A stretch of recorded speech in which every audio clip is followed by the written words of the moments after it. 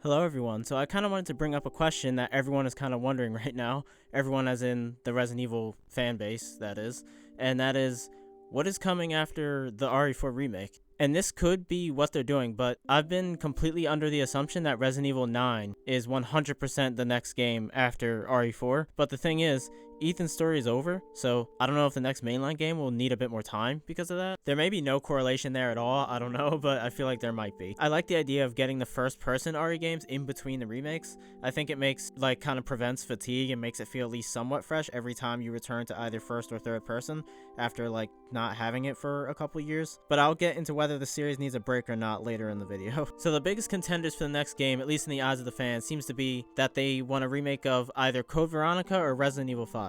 As for Code Veronica, I've heard that it's chronologically before 4. I don't know how true that is. I don't know if that's true. I've never played the game. But if that's the case, then they may have missed their chance, because if they do it after 4, then the order is all fucked up, and it seems like they obviously want to make them in order. But at the end of the day, I don't know if that even matters or not.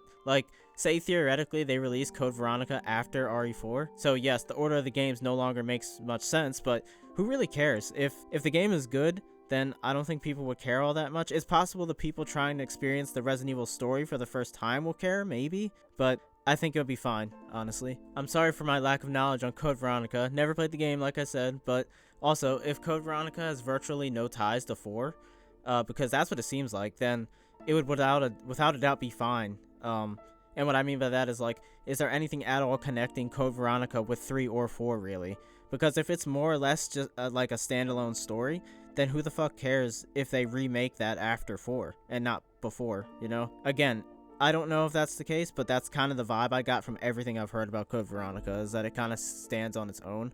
But I could be wrong. I could be way off. And people were up in arms that they essentially skipped Code Veronica for RE4, but you gotta understand that they're a business, and RE4 will probably rake in 5 times the amount of money that Code Veronica would make.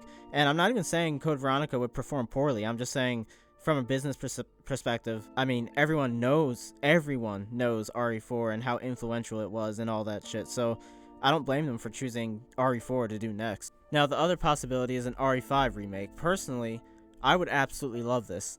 Some people are saying it doesn't need it because RE5 feels and looks modern already, and yeah, it looks okay, I guess, but in my eyes, if that shit still has tank controls, which it does, remake that shit. And I'm not hating on tank controls, but I think it's a thing of the past, and should be a thing of the past. And plus, I feel like most people don't even like RE5 because it went a step too far with the action in most people's opinion. So why wouldn't you guys want it remade in a better way if you don't like the original?